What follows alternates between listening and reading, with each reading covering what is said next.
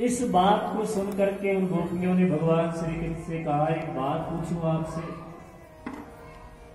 आपने तो अच्छी बात कह दी कि अपने पति की सेवा करनी चाहिए, ठीक है मैं करूंगा, पर एक बात भी मैं आपसे जानना चाहूं, यदि किसी महिला का पति बाहर चला जाए और यहां बहुत काल तक नहीं आए तो उस महिला को क्या करना चाहिए? भगवान ने कहा कि अपने पति का फोटो रख करके फिर उसका पूजन करना चाहिए। फोटो को रख करके यदि पूजा कर रही और उसका पति आ जाए तब क्या करना चाहिए? भगवान ने कहा फिर फोटो वाले पति को छोड़ करके ओरिजिनल पति की सेवा करनी चाहिए। ये बात गोपियों से भगवान ने जब कही तो भगवान को स्वयं गोपियां कहती हैं, पहले आपने बंसी बजा करके हम सबका चित्त आकर्षित कर लिया अपनी तरफ, और जब हम सब छोड़ करके आपके पास में आ गई तो अब आप कहते हो यहां से चली जाओ। संसारी जितने भी पति हैं वो सब फोटो वाले पति हैं। आत्मा के साक्षात पति तो आप है, इसलिए मैं फोटो वाले पतियों को छोड़ करके आपके पास में आई हूं। ऐसा कहने के बाद में तुरंत भगवान उसी समय उन गोपियों को लेकर के वहां से जमुना पुलन पर आए, और जमुना पुलन पर आने के बाद में फिर उन गोपियों को बैठ करके बड़ा सुंदर और उपदेश करने लगे। उपदेश करते करते वहां पर भगवान गोपियों ने सोचा कि भगवान तो अब हमारे बस में हो गए, हम जैसा कहेंगे प्रभु वैसा ही करेंगे। इसलिए कोई गोपी भगवान से कहती कि मुझे प्यास लगी हुई है तो प्रभु उसको पानी ला करके दे देते। कोई कोई गोपी कहती कि मुझे गर्मी लग रही तो पंखा झलते प्रभु वहां पर, और कोई कहती कि मेरे पैरों में थकान होगी तो भगवान पगचंपी भी कर देते। गोपियों ने सोचा कि प्रभु तो मेरी प्रत्येक आज्ञा मानने के लिए तैयार है, इसलिए अहंकार अंदर में आ गया। और जब अंतःकरण में अहंकार आ जाता है तो अहंकार आने के बाद में भी उसको सत असत का ज्ञान नहीं रह जाता।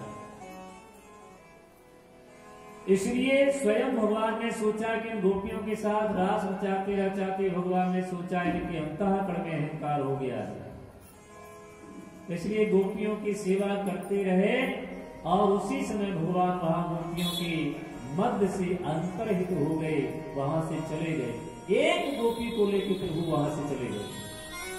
अंतर्हिते भगवती सहसई व्रजांगना। जब वहां से भगवान उस गोपी को लेकर के चले गए तो सारी की सारी गोपियां विह्वल हो गई, और भगवान को एक वन से दूसरे वन की तरफ खोजने लगे कि मेरे प्राण वल्लभ कहां चले गए। गायन्ति उच्चैर्मुमेव संहसा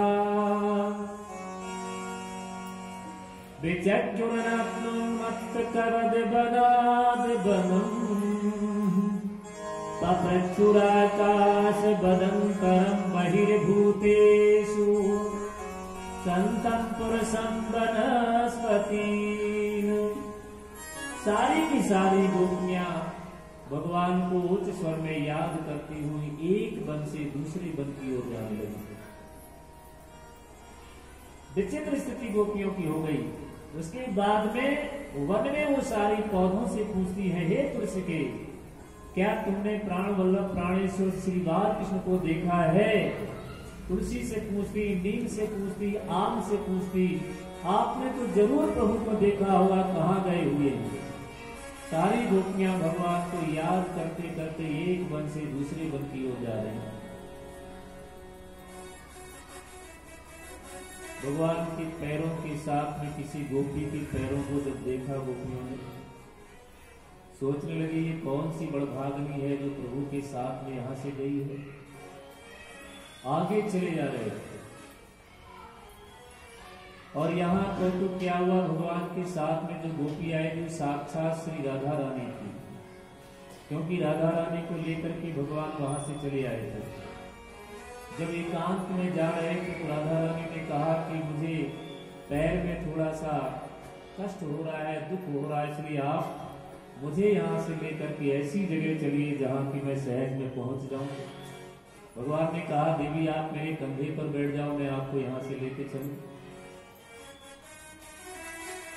भगवान ने ज्यों ही अपने कंधे को नीचे किया और राधा रानी ने पैर उठा के ज्यों ही उनके ऊपर बैठना चाहा, भगवान वहां से भी अंतरित हो गए। पैर ऊपर करके राधा रानी खड़ी रह गई और भगवान वहां से ही उनको छोड़ करके चले गए। इसके बाद में भगवान के वियोग में राधा रानी दुर्बल होकर के मूर्छित होकर के वहां पड़ गई। सारी गोपियां घूमती हुई भगवान को खोजती हुई वहां जाकर के पहुंची जहां राधा रानी पड़ी हुई थी, और उन्हें देख करके उनके पास में जाकर के सारी गोपियां कहने लगी कि जिनको भगवान लेकर के अकेले में चले आए थे, और उन्हें देख करके सारी की सारी गोपियां उस गोपी को जब जगाती हैं, श्री राधा जी को जगाती हैं, तो जगने के बाद में केवल कृष्ण प्रीति के ही सब निकलते हैं। सारी की सारी गोपियां मिल करके फिर वहां से जमुना पुरम पर जाती हैं, और जमुना पुरम पर जाने के बाद में भगवान को याद करती हैं। राधा रानी ने भगवान के यहाँ 5 नाम लिए हैं। अनाथ रमण पृष्ठ क्वासी क्वासी महाभुज दास्यात् कृष्णायां मे सखे दर्शय सन्निधम्। भगवान का नाम लिया, हे नाथ। हा रमण प्रेष्ठ, हा महाभुज, तुम कहाँ हो हे मेरे सखा।